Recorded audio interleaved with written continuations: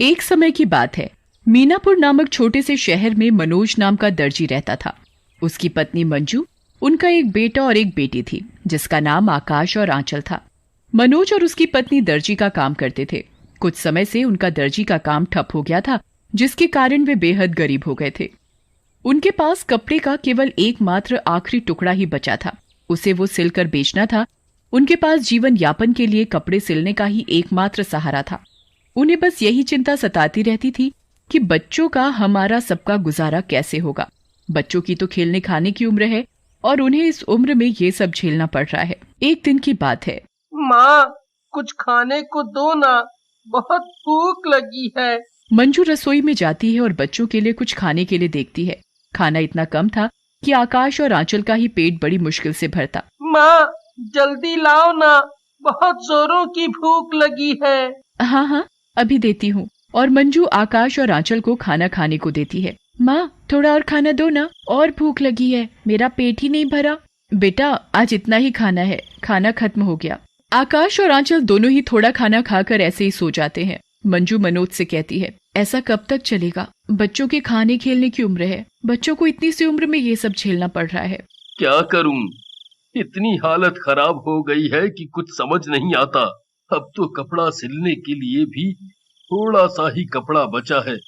कल उस कपड़े की फ्रॉक बनाकर बाजार में बेच आऊंगा, कुछ तो पैसे मिलेंगे। और मनोज ने रात को अपनी दुकान में जाकर कपड़े की कटिंग की और उसे रख दिया।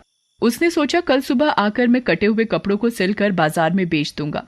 फिर वो अपने घर चला जाता है और वो पूरी रात सोचता रहता है कि घर का खर्च कैसे चलेगा। और सोचते सोचते उसे नींद आ जाती है और वो सो जाता है। रात को दो भूत दामू और जामू मनोज की दुकान के आगे से जा रहे होते हैं, तो वो मनोज की दुकान की खिड़की खुली देखकर दुकान में घुस जाते हैं। वो देखते हैं कि दुकान में कटा हुआ कपड़ा रखा है और सिलाई करने का सारा सामान। अरे, ये तो कटा हुआ कपड़ा रखा है। हाँ, क्यों ना हम इसकी फ्रॉक बना दूं। दामू और जामू दोनों भूत कटे हुए कपड़े की फ्रॉक सिलकर रख देते हैं और दोनों भूत सुबह होने से पहले दुकान से चले जाते हैं। अगली सुबह मनोज अपनी दुकान में काम करने के लिए जाता है तो वो देखता है कि जो कपड़ा उसने रात को काट कर सिलने के लिए रखा था, उस कपड़े की तो फ्रॉक बनी हुई रखी है। तभी उसकी दुकान में उसके बच्चे आकाश और आंचल आते हैं और कहते हैं, पापा, स्कूल की फीस देनी है। मैडम ने बोला है अगर तुमने स्कूल की फीस नहीं दी तो तुम दोनों भाई बहनों का स्कूल से नाम काट दिया जाएगा। पापा, मेरे स्कूल की ड्रेस फट गई है। मैडम ने बोला है कल नई ड्रेस पहनकर आनी है। ये फटी हुई ड्रेस पहनकर नहीं आनी है। अगर मेरी स्कूल की ड्रेस नहीं आई तो मैं कल स्कूल नहीं जाऊंगी। ठीक है, मैं कल तुम्हें नई ड्रेस दिला दूंगा और तुम्हारी स्कूल की फीस भी दे दूंगा। तभी मनोज का ध्यान उस फ्रॉक पर जाता है जो उसे दुकान में सिली हुई मिली थी। इस फ्रॉक को बाजार में बेचकर कुछ तो पैसे मिलेंगे, जिससे खाने का कुछ सामान तो आएगा। और वो बाजार चला जाता है। बाजार जाकर वो फ्रॉक बेच देता है, जिससे उसे अच्छे दाम मिलते हैं। चलो, आज इस फ्रॉक के थोड़े तो ज्यादा पैसे मिले, कम से कम आज बच्चों को भूखों तो नहीं सोना पड़ेगा। मनोज कुछ खाने का सामान खरीदता है और बाकी पैसे का कपड़ा खरीदता है, जिसे वो हमेशा की तरह दुकान में जाकर काट कर रख देता है। रात को दोनों भूत दामू और जामू मनोज की दुकान की खिड़की खुली देखते हैं और कहते हैं, अरे, आज फिर दुकान की खिड़की खुली हुई है। ये कहकर वो दोनों दुकान में घुस जाते हैं और वो देखते हैं कि दुकान में कटा हुआ कपड़ा रखा है और सिलाई करने का सारा सामान रखा हुआ है। जामू, देखो ना, यहाँ तो कपड़ा और सिलाई का सारा सामान रखा हुआ है। हाँ, क्यों ना हम इस कपड़े की कमीज बना दें। दामू और जामू कपड़े को सिलकर एक सुंदर सी कमीज बना देते हैं और फिर वो दोनों सुबह होने से पहले दुकान से चले जाते हैं। उनका ये सिलसिला यूं ही चलता रहा। दोनों भूत रात को आते और कपड़े सिलकर रख जाते। अगले दिन मनोज अपनी दुकान में जाता है और अरे, ये इतने सुंदर कपड़े, ये इतने सुंदर कपड़े किसने सिल दिए? अरे वाह, ये कपड़े तो बहुत ही खूबसूरत हैं। इनकी तो दाम भी बहुत अच्छे मिलेंगे। मैं आज ही इन्हें बाजार में बेच आऊंगा। और मनोज बाजार जाकर कपड़े बेचता है। भैया, ये फ्रॉक कितने की है? 500 रुपए की। भैया ये फ्रॉक मुझे दे दो। जी अभी देता हूँ। और वो औरत मनोज से फ्रॉक खरीद लेती है और उसे फ्रॉक के अच्छे पैसे भी मिल जाते हैं। मनोज उन पैसों से घर का कुछ सामान और कुछ कपड़ा खरीदता है। मंजू लो, ये कुछ खाने का सामान है, कुछ खाने के लिए बना दो। जी अभी बनाती हूँ। और मंजू खाना बनाकर बच्चों और मनोज को खिलाती है। मनोज भी हमेशा की तरह अपनी दुकान में जाकर रात को कपड़े की कटिंग करके रख देता है कि सुबह आकर कपड़ा सिलकर बेचूंगा, और वो अपने घर चला जाता है। और रात को दामू और जामू फिर मनोज की दुकान के आगे से जा रहे होते हैं। वो दुकान की खिड़की खुली देखते हैं तो दोनों दुकान के अंदर चले जाते हैं। देखो ना दामू, आज भी कटा हुआ कपड़ा रखा है। क्यों ना इसकी पैंट कमीज बना दें? दामू और जामू दोनों कटे हुए कपड़े की पैंट कमीज सिलकर रख देते हैं। और अगले अरे मैंने तो सिर्फ कपड़े को काट कर रखा था, पर कमीज कैसे सिल गई? पर ये कपड़े सिले बहुत सुंदर हैं। हाँ वाकई में बहुत ही खूबसूरत हैं। इनके तो बाजार में दाम भी अच्छे मिलेंगे। मनोज पैंट कमीज को लेकर बाजार में बेचने चला जाता है, जहां उसे पैंट कमीज के और दिन से ज्यादा पैसे मिलते हैं। मनोज उन पैसों से घर का राशन का सामान और बच्चों के लिए मिठाई और बेचने के लिए कपड़ा खरीदता है। आज मनोज दुगना कपड़ा खरीदता है और घर पहुंचकर मंजू राशन है और बच्चों के लिए मिठाई। मिठाई? पापा आज तो हमारे लिए मिठाई लाए हैं, आज तो मजा आ गया। और मंजू भी बहुत खुश होती है। क्या बात है, आज तो आप घर के लिए खाने पीने का सामान और बच्चों के लिए मिठाई लाए हो।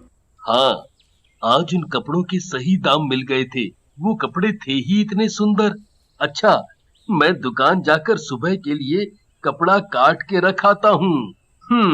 कल सुबह आकर इन्हें सिल कर बेचूंगा। और रात को फिर दामू और जामू मनोज की दुकान में आते हैं और देखते हैं कि रोज की तरह आज भी कटा हुआ कपड़ा रखा है। इससे तो आज मैं बहुत ही सुंदर ड्रेस बनाऊंगा।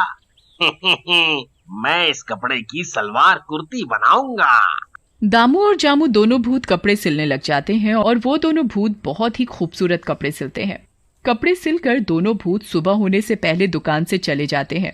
और अगले दिन मनोज और उसकी पत्नी दुकान जाते हैं तो देखते हैं कि आज 2 जोड़ी सुंदर सुंदर फ्रॉक बनी हुई रखी है। मनोज और उसकी पत्नी फ्रॉक देखकर हैरान हो जाते हैं। अरे वाह, इतनी खूबसूरत फ्रॉक! मैंने तो इतनी सुंदर फ्रॉक कभी नहीं देखी। हाँ ये तो बहुत ही सुंदर हैं। मैं इन्हें बाजार में ले जाकर बेच आऊंगा। और अगले दिन मनोज रोज की तरह अपनी दुकान खोलता है तो आश्चर्यचकित हो जाता है। वो देखता है कि आज फिर किसी ने कपड़े सिलकर रखे हुए हैं। वैसे तो उन्हें अब किसी चीज की कोई कमी नहीं थी और उनके जीवन में धीरे धीरे सुधार आने लगता है। फिर भी वो हमेशा सोच में डूबे रहते कि आखिरकार रात में आकर कौन हमारी मदद कर रहा है। देखो ना, ये रोज रोज कौन हमारे कपड़े सिलकर रख जाता है। हमें रात को दुकान में आकर पता लगाना पड़ेगा कि कौन हमारी मदद कर रहा है। तुम सही कह रही हो, हमें आज ही रात को पता लगाना पड़ेगा। और हमेशा की तरह रात को कपड़ा काट कर दुकान में रख देता है और मनोज और उसकी पत्नी एक अलमारी में छिपकर बैठ जाते हैं। तभी वो देखते हैं कि दुकान की खिड़की से 2 भूत अंदर आते हैं। मनोज और मंजू पहले तो भूत को देखकर डर जाते हैं और दोनों अलमारी में बैठे चुपचाप देखते रहते हैं। तभी दामू और जामू कहते हैं, देखो आज तो और दिनों से भी ज्यादा कपड़ा रखा है। हाँ आज तो और दिनों से भी ज्यादा कपड़ा रखा हुआ है। मैं आज इस कपड़े से बहुत ही सुंदर शादी का जोड़ा बनाऊंगा। लोग देखते ही रह जाएंगे। मैं इस कपड़े से शादी की ओढ़नी बनाऊंगा। और दोनों भूत अपना अपना काम करने में लग जाते हैं। दामू और जामू दोनों अपना अपना काम करके सुबह होने से पहले चले जाते हैं। अच्छा तो ये दोनों भूत इतने दिनों से हमारी मदद कर रहे थे। इन दोनों भूतों ने तो हमारी बहुत मदद की है। आज हमें इन दोनों भूतों की वजह से किसी भी चीज की कोई कमी नहीं है। हमें पैसे की भी दिक्कत नहीं है। अब हम आराम से अपनी जिंदगी गुजार रहे हैं। हमें भी इनके लिए कुछ न कुछ करना चाहिए। मंजू तुम बिल्कुल सही कह रही हो। अब हम इनसे कोई कपड़ा नहीं सिलवाएंगे और ना ही रात को दुकान में कपड़ा काट कर रखेंगे। इन्होंने हमारे लिए इतना कुछ किया है। हमें भी इनके लिए कुछ ना कुछ करना चाहिए। मैं कल रात को इनके लिए अच्छा अच्छा पकवान बनाऊंगी। और मैं इन दोनों भूतों के लिए सुंदर सुंदर कपड़े बनाऊंगा। अगले दिन मंजू मनोज से कहती है, आज बहुत काम करना है मुझे। उन दोनों भूतों के लिए अच्छा अच्छा खाना बनाना है और उनके लिए स्वादिष्ट स्वादिष्ट मिठाई बनानी है। हाँ,